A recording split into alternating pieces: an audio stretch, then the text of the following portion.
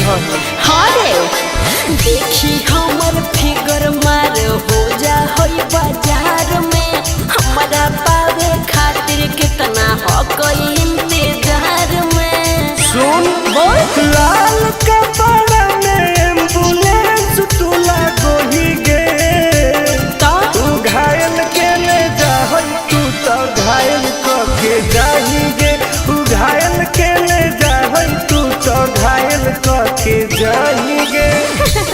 अरे बाप रे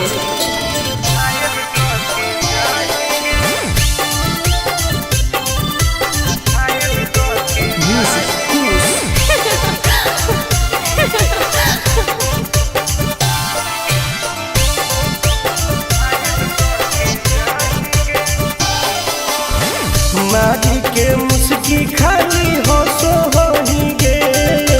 अच्छा कवनो से काहे नहीं फसो होही गे।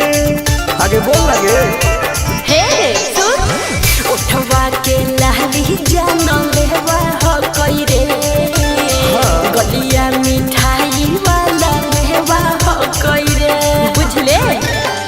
ओके मारो ही की सुत करो ही नहीं गे। चल हाय तू घायल के ले जा तू तो घायल के जाही गे तू घायल के ले जा तू तो घायल के जाही गे।